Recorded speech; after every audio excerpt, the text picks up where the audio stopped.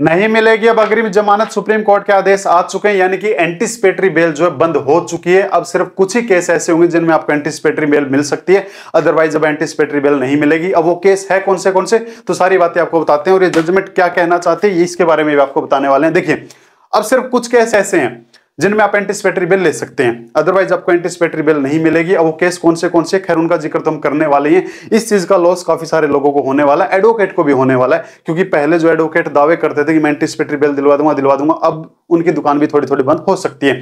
देखिए पूरा मामला क्या है और वो कौन से केस है जिनमें अब आप एंटीसिपेटरी बेल नहीं ले सकते। उससे पहले हम ये जान लेते हैं कि एंटीसिपेटरी बेल लेने का प्रोसीजर होता है क्या है। देखो, जैसे किसी इंसान के खिलाफ में एफआईआर होती है, और वो एफआईआर ऐसे मैटर में जो मैटर नॉन कॉग्निजेबल होता है, नॉन अवेलेबल होता है, या फिर अगर उसको लग रहा है कि मेरे खिलाफ इस मैटर में एफआईआर हो सकती है, और वो डरता है कोर्ट कचहरी के नाम से ही, क्योंकि इंडिया के अंदर काफी सारे इज्जतदार लोग ऐसे भी हैं जिनके खानदान में भी आज तक किसी ने कोर्ट कचहरी का मुंह नहीं देखा है, और अगर उनके परिवार में अगर किसी गिरफ्तारी होती है तो बहुत बड़ा दाग होता है रिश्तेदारों में, आसपास के लोगों में। तो वो लोग चाहते हैं कि कोई पुलिस वाला मेरे घर में इस बात के लिए पैर ना रख दे कि हम तेरे को गिरफ्तार करने के लिए आए, इसलिए वो भागता है एंटीसिपेटरी बेल लेने के लिए। लेकिन अब एंटीसिपेटरी कुछ केसों में बंद हो चुका है। देखो कौन से एंटीसिपेटरी बेल जो है या तो आपको मिलेगा सेशन कोर्ट से, या आपको मिल सकता है हाई कोर्ट से। नीचे की अदालत जो है वो आपको एंटीसिपेटरी बेल नहीं दे सकती है। और एंटीसिपेटरी बेल लेते कब है वो चीज मैं आपको बता चुका हूं कि अगर कोई चाहता है कि मेरे खिलाफ कोई ऐसी एफआईआर होने वाली है जो गैर जमानती है, या मेरे खिलाफ ऐसी एफआईआर हो चुकी है जो गैर जमानती है, और पुलिस वाला बस मेरे घर ना आ जाए, यानी कि चार्जशीट बनने से पहले ही मैं क्या ले लूं, जमानत ले लूं भैया। तो उस जमानत का फायदा क्या होता है, यानी कि अग्रिम जमानत वो लेता है तो उसका फायदा उसको ये मिलेगा, पुलिस उसके घर में नहीं आ सकती। अब ये अग्रिम जमानत का जो रूल होता है वो बना दिया सीआरपीसी सेक्शन 438 के तहत में।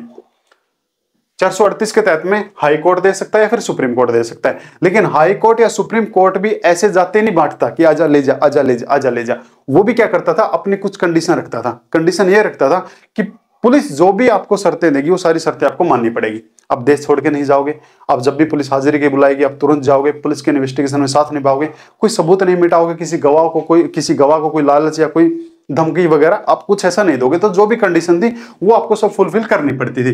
लेकिन इससे पहले एक जजमेंट और भी आया था जिसमें मैंने आपको यह भी बताया था कि अगर किसी इंसान की औकात से कम है एंटीसिपेटरी बेल लेना, तो वो भी क्या कर सकता है, उसको भी अब कोर्ट एंटीसिपेटरी बेल देगी, यानी कि गरीबी मैटर जो वो हटाया जाएगा।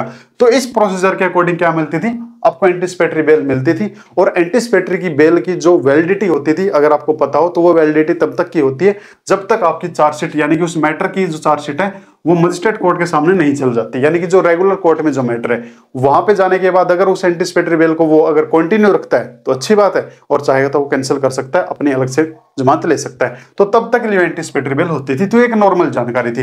अब वो मैटर कौन से हैं जिनमें एंटीसिपेटरी बेल आप नहीं ले सकते। पहली चीज तो 376 का मैटर, 376 यानी कि रेप।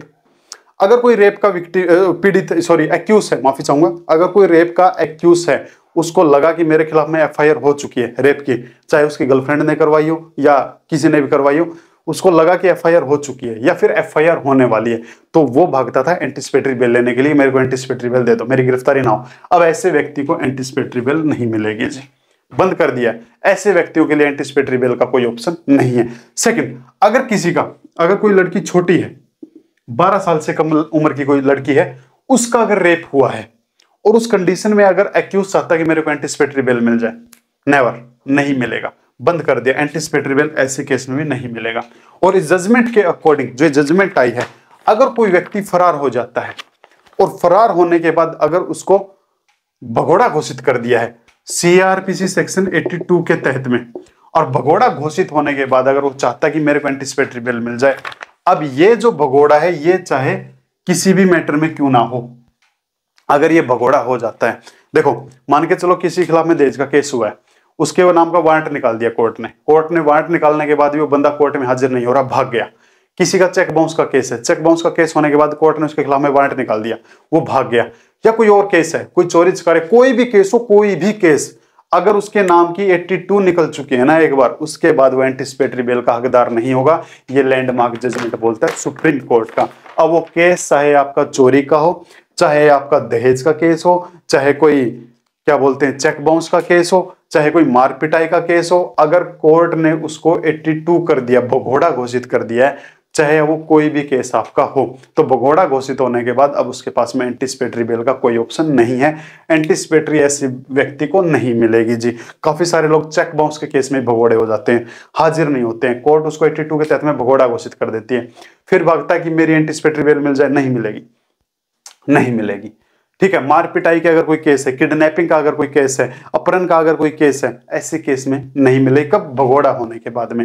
मर्डर का अगर कोई केस है, 307 का अगर कोई केस है, जान से मारने की कोशिश की है, या 306 का कोई केस है, उकसाने का अगर कोई ऐसा केस है, 82 निकल चुकी है, नहीं मिलेगी एंटीसिपेटरी बेल के लिए। वो फिर चाहे 420 का भी केस क्यों ना हो, 420 केस में जो पैसे के लेन देन होते हैं, उस केस में कुछ लोग क्या हो जाते हैं, भगोड़े हो जाते हैं। तो अगर एक बार उसके नाम का प्रोक्लामेशन हो चुका है, 82 में उसकी उद्घोषणा हो चुकी है कि ये व्यक्ति भगोड़ा हो गया, तो वो व्यक्ति अब कहीं से भी क्या नहीं ले सकता है, एंटीसिपेटरी बेल नहीं ले सकता है। और अगर आपको पता होगा तो एंटीसिपेटरी बेल जो है वो इंडिया में कहीं से भी ली जा सकती है, यानी कि इंडिया के अंदर जहां पे भी आपको सेशन कोर्ट दिखाई देता है, उस सेशन कोर्ट से आप एंटीसिपेटरी बेल ले सकते हैं, लेकिन इन मैटर में आपको एंटीसिपेटरी बेल नहीं मिलेगी। इसके अलावा अगर कोई 376 डीए का मैटर है, यानी कि क्या बोलते हैं इसको, ग्रुप गैंग रेप, अगर कोई गैंग रेप का मैटर है 12 साल से कम की बच्चे के साथ, ऐसे व्यक्तियों को भी क्या नहीं मिलेगा, एंटीसिपेटरी बेल नहीं मिलेगा। तो ऐसे व्यक्तियों को एंटीसिपेटरी बेल बिल्कुल बंद कर दिया है। या फिर डीबी का अगर कोई मैटर है, डीबी का भी 376 डीबी का भी मैटर लिया गया है, डीबी, इसके तहत में भी अगर कोई एंटीसिपेटरी बेल लेता है तो उसको एंटीसिपेटरी बेल नहीं मिलेगा। तो इन मैटर के अंदर अब सुप्रीम कोर्ट ने और हाई कोर्ट क्या नहीं कर सकती, एंटीसिपेटरी बेल चाह के भी नहीं दे सकती। अगर उनका दिल भी कर रहा है ना देने का, तब भी नहीं दे सकती, क्योंकि सुप्रीम कोर्ट की लैंडमार्क जजमेंट है, और सुप्रीम कोर्ट की जजमेंट के खिलाफ ये कोर्ट भी अब एंटीसिपेटरी बेल नहीं दे पाएंगे। तो ये कुछ जानकारी थी एंटीसिपेटरी बेल के लिए। अब ऐसे केस में एंटीसिपेटरी बेल बंद हो चुकी है। अगर आप ऐसे केस में आते हैं तो अब आपको एंटीसिपेटरी बेल नहीं मिलेगी, और अगर आप ऐसे केस में नहीं आते हैं तो फिर एंटीसिपेटरी बेल आप ले सकते हैं। ठीक है, अग्रिम जमानत आप ले सकते हैं। सीआरपीसी सेक्शन 82 उद्घोषणा के बारे में बताता है, भगोड़े के बारे में बताता है कि कोर्ट, भगोड़ा देखो कहते किसको, भगोड़े का मतलब होता है कि अगर पुलिस उसके पीछे पड़ी हुई है उसको पकड़ने के लिए, और पुलिस के पास में वारंट भी है, कोर्ट का वारंट है उसको गिरफ्तार करने का, और वो व्यक्ति आगे आगे भाग रहा है, और कोर्ट जाके अगर पुलिस जाके अगर कोर्ट की तसल्ली करवा देती है कि वो जो व्यक्ति वो जानबूझ के आगे आगे भाग रहा है, अपनी गिरफ्तारी नहीं दे रहा है, तब ऐसे में फिर कोर्ट क्या करती है, उसको 30 दिन का टाइम देती है, या तो 30 दिन के अंदर आके सरेंडर कर दे, अदरवाइज फिर हम तेरे को भगोड़ा घोषित कर देंगे। तो फिर 30 दिन के बाद उसको क्या कर देती है, भगोड़ा घोषित कर देती है, और भगोड़ा घोषित करने के बाद फिर वो एंटीसिपेटरी बेल का हकदार नहीं रहता है, मामला चाहे कुछ भी हो। अगर उसके ऊपर 82 लग गया तो फिर वो एंटीसिपेटरी बेल का हकदार नहीं है। तो अब आप कोई भी मामला सोच सकते हो, और ये स्पेशल मैटर हो ही चुके हैं। इन स्पेशल मैटर में क्या हो जाएगा, ए बी आएगा, ए बी, इन स्पेशल मैटर में उसको नहीं मिलेगी। तो ये कुछ जानकारी थी, उम्मीद करूंगा आपको अच्छी लगी होगी। अच्छी लगी तो इसको लाइक कर लीजिए, नहीं अच्छी लगी इसको डिसलाइक कर लीजिए। ऐसे कंटेंट आगे चाहिए, ऐसी कंटिन्यू जानकारी, अगर आपको कानून से संबंधित जानकारी अप टू डेट चाहिए तो इसको सब्सक्राइब कर लीजिए और एक शेयर जरूर कर दीजिए। तो भैया ऐसा काम ना ही करें तो अच्छा है। काफी सारे लोग मेरे से ये भी पूछते हैं कि सर अगर हम तारीख पे ना जाए, हम सम्मन रिसीव ना करें, तो उस केस में हमारे साथ क्या होगा। मैं कभी किसी को राय नहीं देता हूं कि आप सम्मन रिसीव ना करो, आप वारंट पे आप आगे आगे भागते रहो, नहीं। अगर आपके पास में सम्मन आया ना, आप सम्मन पे जाओ। काफी सारे एडवोकेट आपको सलाह देंगे सम्मन रिसीव ही मत करो, सम्मन रिसीव ही मत करो। अगर कोर्ट अपने वाली पे आ गई ना तो रेल बना देगी। तो ये ऐसे एडवोकेट मेरे को कई बार समझ में नहीं आता कि ऐसी सलाह क्लाइंट को देते ही क्यों है। अगर कोर्ट के ऑर्डर आए हैं तो उनको जाके उनका पालन करो। एक मेरा केस बताता हूँ, अभी मैं 2 दिन पहले का एक केस था। एक भाई ने सम्मन रिसीव नहीं किया, उसके एडवोकेट ने उसको मना कर दिया कि सम्मन रिसीव मत कर। उसके पास 2 सम्मन आए, दोनों सम्मन उसने रिसीव नहीं किए। और फिर मेरे पास कॉल आई थी तो बोला सर ऐसे ऐसे बात है। मैं बोला यार क्यों नहीं किया आपने रिसीव?